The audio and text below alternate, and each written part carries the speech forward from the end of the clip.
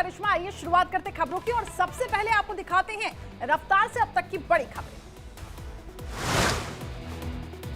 WFI की नई कार्यकारिणी को केंद्र सरकार ने सस्पेंड कर दिया। संजय सिंह नहीं रहेंगे अब कुश्ती संघ के अध्यक्ष। नए अध्यक्ष के अभी सभी फैसलों पर रोक लगी।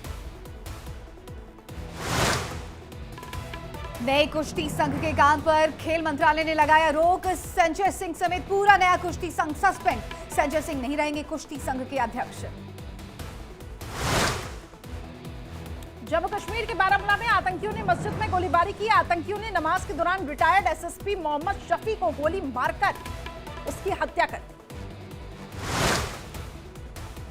गोलीबारी के बाद बारामूला में मस्जिद के बाहर की गई घेराबंदी। मस्जिद के बाहर भारी तादाद में सुरक्षा बलों की तैनाती। रिटायर्ड एसएसपी की हत्या के बाद पूरे इलाके में सर्च ऑपरेशन जारी। चप्पे चप्पे पर की जा रही है निगरानी।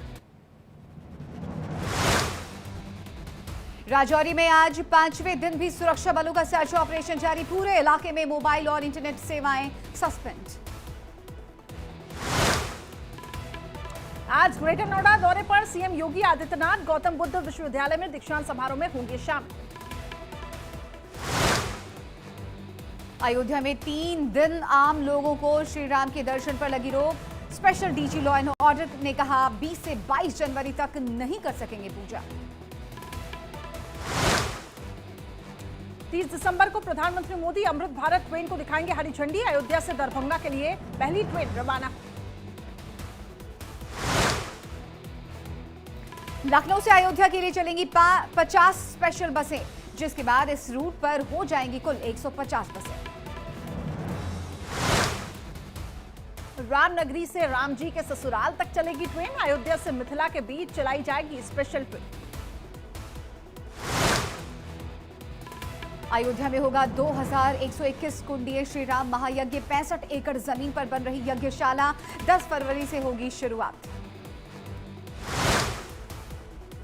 ताजमहल को भी मात देगी अयोध्या मस्जिद की खूबसूरती। मस्जिद में दुनिया की सबसे बड़ी कुरान होगी मौजूद। मक्का के इमाम करेंगे मस्जिद में नमाज।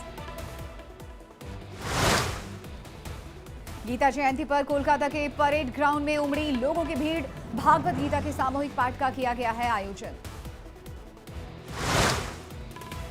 परेड ग्राउंड में 1 लाख लोग कर रहे हैं गीता का पाठ। कार्यक्रम में 300 से ज्यादा साधु संत रहेंगे मौजूद।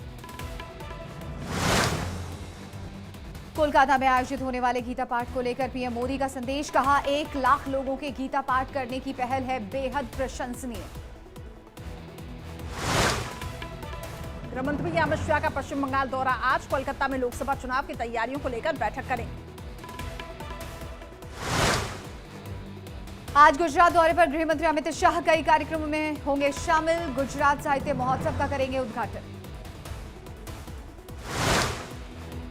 राष्ट्रीय पदाधिकारी बैठक में पीएम मोदी ने 2024 में 91% वोट शेयर का टारगेट रखा।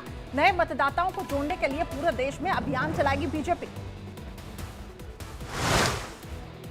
लोकसभा चुनाव में राम मंदिर को बड़ा मुद्दा बनाएगी भारतीय जनता पार्टी। 1 जनवरी से पूरे देश में चलाएगी अभियान। 10 करोड़ लोगों तक पहुंचने का रखा लक्ष्य। उपराष्ट्रपति जगदीप धनखड़ ने प्रधानमंत्री मोदी की तारीफ की। कहा 3 दशकों के संघर्ष के बाद पीएम मोदी ने सर्वसम्मति से नारी शक्ति अधिनियम को पारित करा। राज्यसभा के सभापति जगदीप धनखड़ ने खड़गे को लिखा पत्र। सांसदों के निलंबन पर बातचीत के लिए दिया मीटिंग का सुझाव।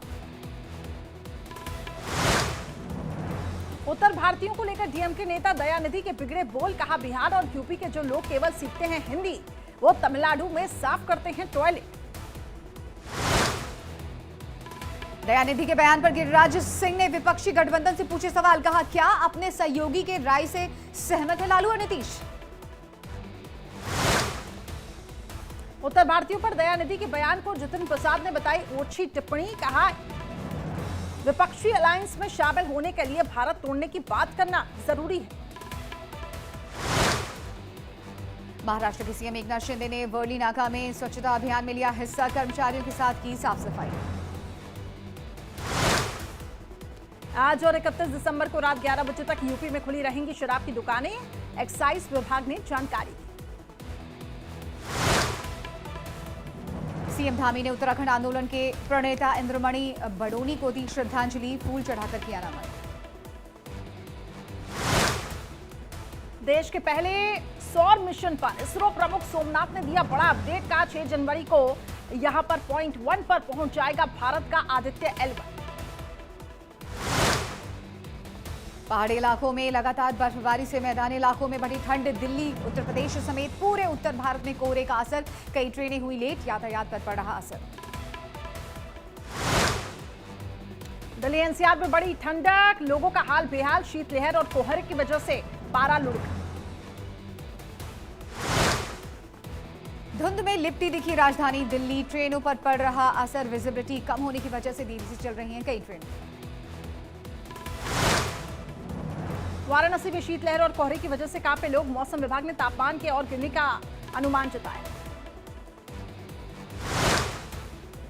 मेरठ में भी ठंड के साथ बढ़ा कोहरा, घने कोहरे की वजह से रफ्तार पर लगा ब्रेक, रेंगती नजर आई कई गाड़ियां।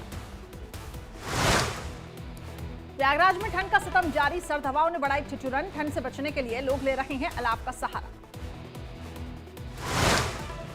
हिमाचल प्रदेश में कुल्लू में रोहतांग के अटल सुरंग टनल के पास भारी बर्फबारी, सैलानियों ने बर्फबारी का उठाया लुत्फ।